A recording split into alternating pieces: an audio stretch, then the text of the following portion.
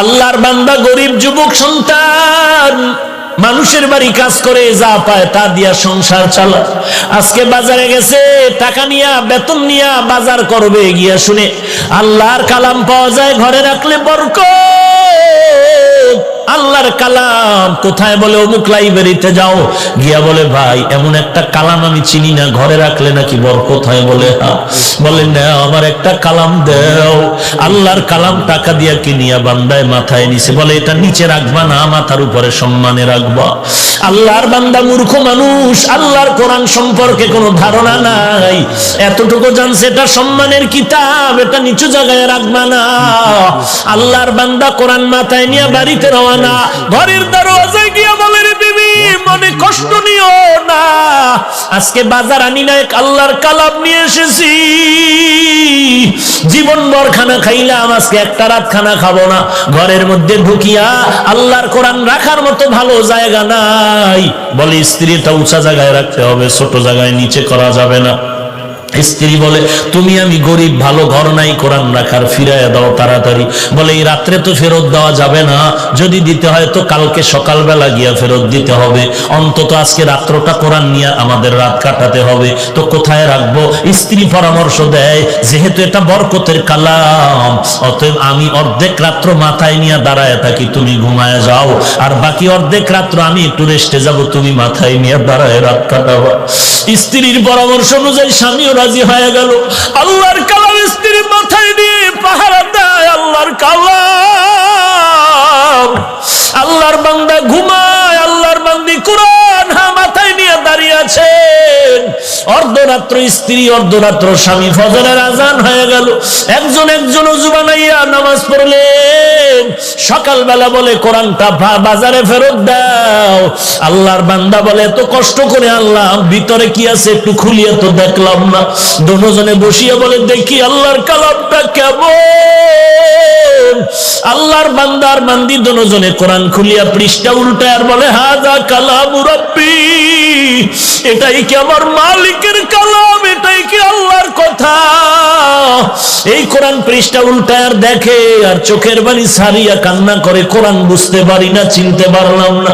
আল্লাহ বলেন বান্দা আমার কোরআনের যারা সম্মান করছে আমি তোদের সম্মান বাড়ায় দিব। দুজনে পৃষ্ঠা উল্টানোর পরে স্ত্রী স্বামীকে বলে কি বুঝলা? স্বামী স্ত্রীকে বলে তুমি কি বুঝলা? বলে জানি না, কেমন যেন পুরা কোরআন আমার মুখস্থ হয়ে গেছে। স্বামীও বলে আলহামদুলিল্লাহ আমারও পুরা কোরআন মুখস্থ হয়ে গেছে। ওরে আমার মাওলা যেটা বান্দা পারে না সেটা আমার আল্লাহ পারেন কি পারেন না? গজনবীর বাদশা সুলতান মাহমুদ ইন্তেকাল হয়ে গেল। স্বপ্ন যোগে দেখানো হলো মাহমুদ কবরের কি হালাত। বলে আল্লাহ আমাকে মাফ করে দিয়েছেন।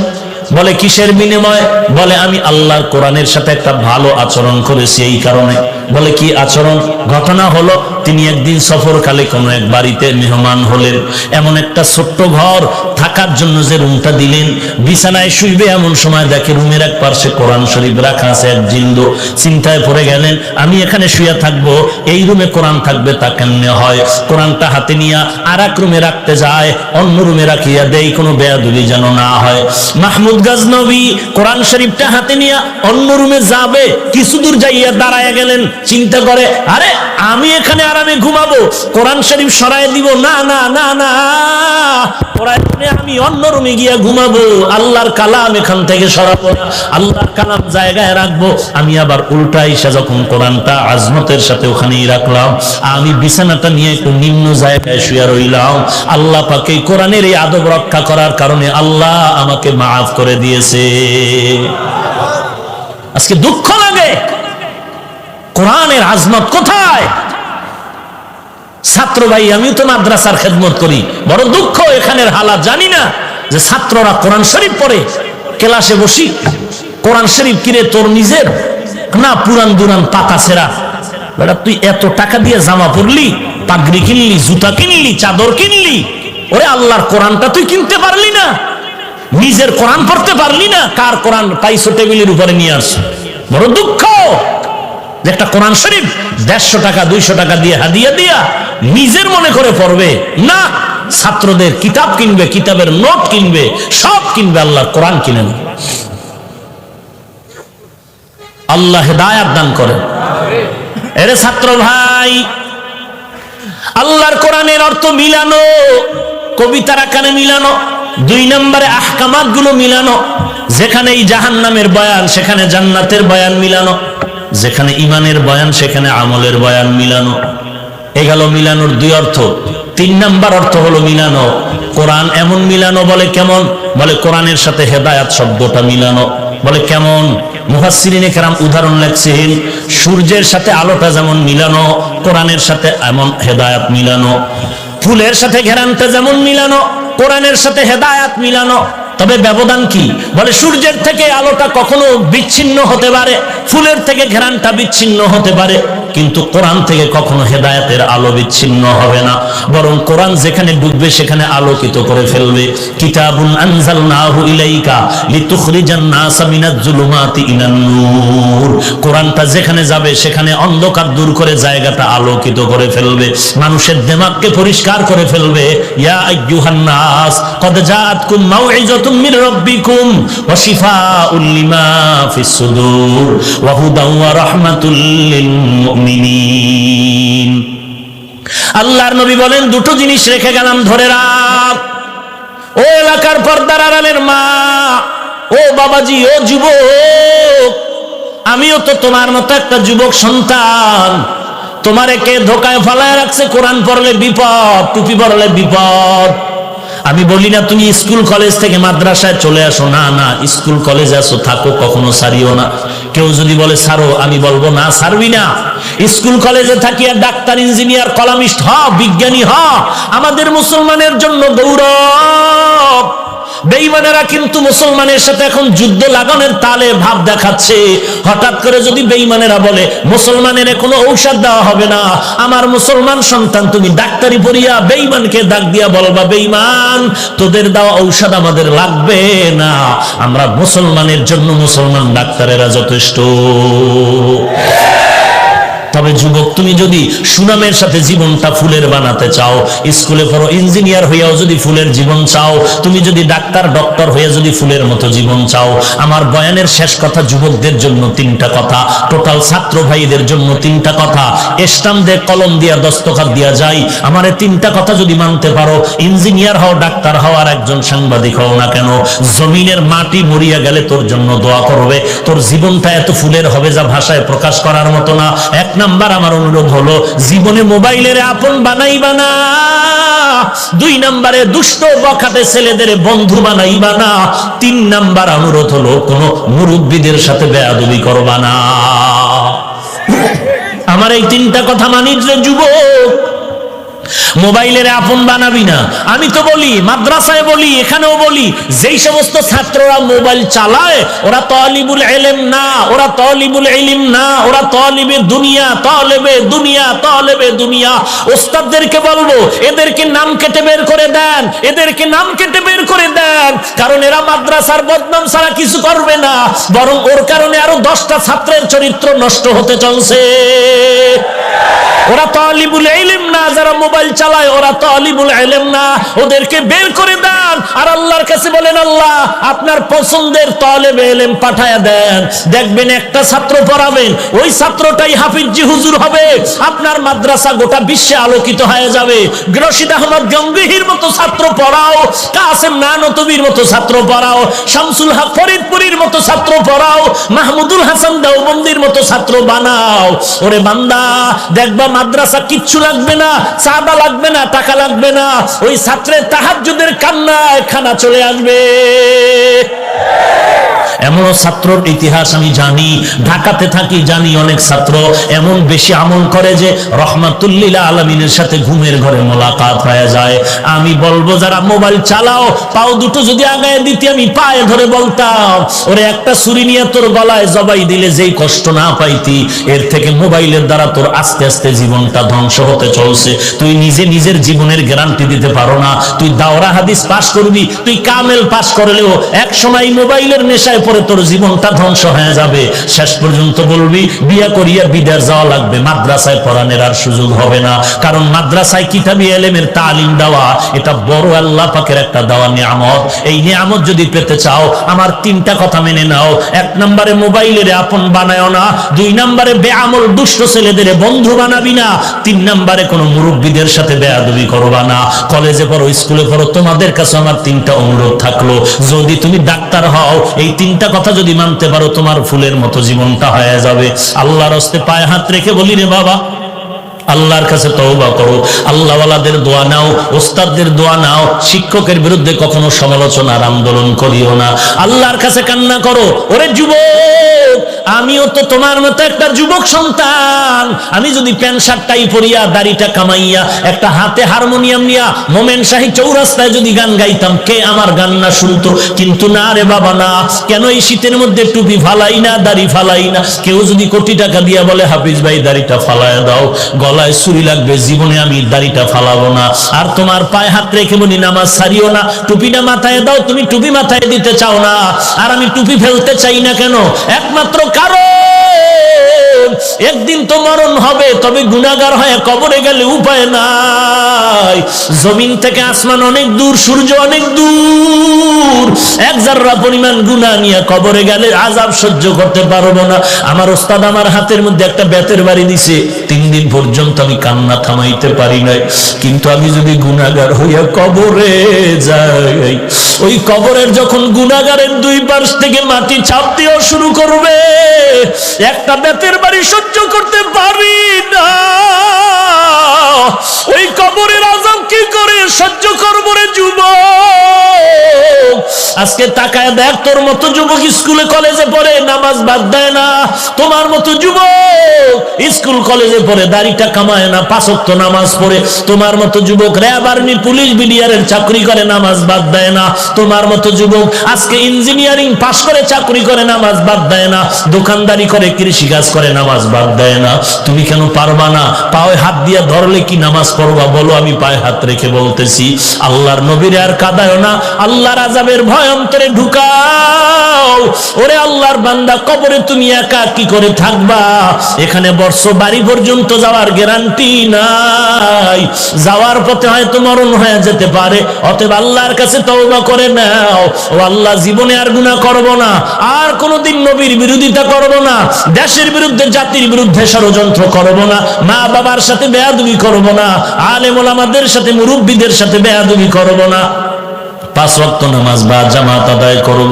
আল্লাহর কাছে চোখের পানি ছেড়ে তওবা করো। দুনিয়ার ঘরে আগুন লাগলে যেমন পানি ছাড়া ঠান্ডা করা যায় না, গুনাহগারের জাহান্নামের আগুনও চোখের পানি ছাড়া ঠান্ডা হবে না। যদি চোখে পানি না আসে, আল্লাহর কাছে তৌফিক চাও, হে আল্লাহ গুনার কারণে দিল শক্ত, চোখে পানিও নাই, কান্নাওয়ালা চক্ষু দান করেন আল্লাহ, কান্নাওয়ালা চক্ষু দান করেন। যদি ডানে বামে কোনো কান্নাওয়ালা কাউকে পাও, হাতটা বাড়ায় দোয়া নিয়ে তওবা করো। গলায় ছুরি আসলে মরে যাব, আর নবীর তরিকার বাহিরে চলবো না। তওবা করার যদি পাক্কা নিয়ত হয়, মুনাফিকি না থাকে, খাঁটি তওবার নিয়তে দুটো হাত আমার আল্লাহকে দেখায় দাও। আয় আল্লাহ, সবার হাত আপনি কবুল করে নেন, তওবা কবুল করে নেন, তওবার উপরে মজবুত হয়ে চলার তৌফিক দান করেন। আমার একটা যুবকের হাতও খালি ফিরাইয়া দিয়েন না, হেদায়েতের নূর সিনায় দান করেন আল্লাহ, নবীর সুন্নাতওয়ালা জিন্দেগি দান করেন, আমিন।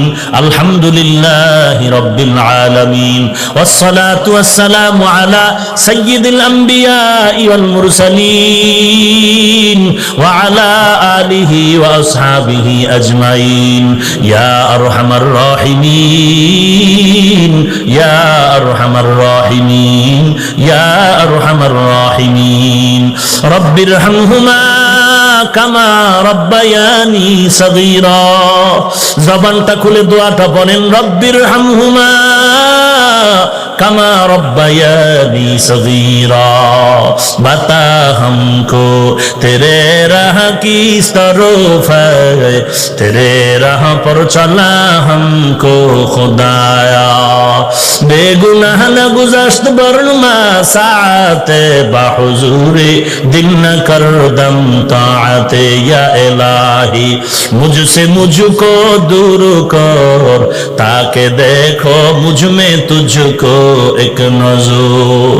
ও দয়ার মালিক, কুদরতের নজর দিয়ে দেখেন জামিয়ার ময়দানে আজ দাঁড়ানোর জায়গা নাই। কত দূর থেকে পকেটের টাকা ব্যয় করে কেউ পায়ে হেঁটে হেঁটে এখানে আসছে রে আল্লাহ। টাকা চায় না, বাড়ি চায় না, জাহান্নাম থেকে নাজাত চাই। আয় আল্লাহ, এই ময়দানে আমাদের মতো গুনাহগার কেউ নাই। পবিত্র জীবন নিয়ে দুনিয়াতে জন্ম হয়েছিল, প্রস্রাব করিয়া দিল, মা বাবায় কোনো দোষে নিতেন না। আজকে সেই পবিত্র জীবনটা কেমন যেন গুনার কারণে নাপাক করে ফেলেছে। গুনাহের দিয়ে তাকায় দেখি আমার হাত নাপাক, গুনাহের কারণে আমার জিহ্বা নাপাক, গুনাহের কারণে আমার চক্ষু নাপাক, আমার অন্তর নাপাক। মনে হয় এই ময়দানে আমার মতো জাহান্নামের আসামি আর কেউ নাই। ও দয়ার মালিক, আপনার দরজা সারি নাই। পাহাড় সমপরিমাণ গুনাহ করলে আপনার রহমতের সামনে কিচ্ছু না রে আল্লাহ। কত বড় বড় বেঈমানেরও তো আপনি মাফ করে দিয়েছেন। আমরা তো আপনার আদরের নবীর উম্মত, আমাদের কি আপনি ক্ষমা করবেন না? আয় আল্লাহ, যদি আমাদের গুনাহগার বলিয়া তাড়ায় দেন, আমরা কোথায় যাব? যাওয়ার তো আর জায়গা নাই।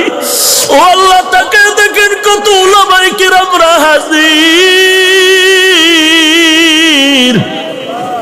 কত সাদা দাড়িওয়ালারা হাজির, কত হাজি সাহেবরা হাত তুলেছে। আয় আল্লাহ, কত ছাত্র ভাইরা হাত তুলেছে। আমার কলিজা টুকরা কত যুবকেরা হাত তুলেছে। গুনাহের কারণে দিলটা শক্ত, চোখে পানিও নাই। কান্নাওয়ালা চক্ষু দান করেন আল্লাহ, কান্নাওয়ালা চক্ষু দান করেন আল্লাহ। এরে আল্লাহর বান্দা, ডানে বামে তাকায় দেখো কার চোখে পানি।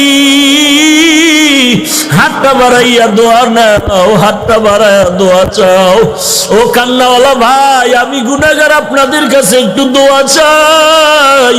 এই চেয়ারে বসে কথা বলার এলেম নাই, আমল নাই। আল্লাহ দয়া করে সম্মান দিয়েছেন, গুনার কারণে যেন মাহরুম হইয়া না যায়। আয় আল্লাহ, দরবার থেকে বিদায় দিলে মালিক, ডানে বামে তাকায় দেখি অন্ধকার, কেউ নাই, আপনি ছাড়া আমার আপন কেউ নাই। আয় আল্লাহ, আপনি যদি তাড়ায় দেন আর কোথায় যাব? একজন বান্দাকেও খালি ফিরাইয়া দিয়েন না রে আল্লাহ। আপনার অন্তরে কি একটু মায়া হবে না? আমার যুবকদের কবুল করে নেন। আয় আল্লাহ, মেহেরবানি করে মাফ করে দেন। সকলেরই দরজা হইতে ফিরিয়া আপনারও দরজায় রইলাম তাকায়া। এ জীবনে না করিলাম বন্দেগী, গুনাহ করে কাটাইলাম জিন্দেগি। তওবা করে আবার তওবা ভাঙ্গিলাম, তওবা করে আবার তওবা ভাঙ্গিলাম। অবশেষে খাঁটি তওবা করিলাম, অবশেষে খাঁটি তওবা করিলাম। আয় আল্লাহ, আমরা তওবার নিয়তে হাত তুলেছি, আর গুনাহ করব না রে আল্লাহ, আর গুনাহের কাছে যাব না রে মালিক। নবীজির সুন্নাতওয়ালা জীবন দান করেন, গুনাহের প্রতি ঘৃণা জমায়া দেন। আয় আল্লাহ, একজন আর আমিন খালি ফিরাইয়া দিয়েন না। আয় আল্লাহ, নবীজির মহাব্বতে কবুল করে নেন। আয় আল্লাহ, তাকায় দেখেন এই ময়দানে কারা ইয়াতীম,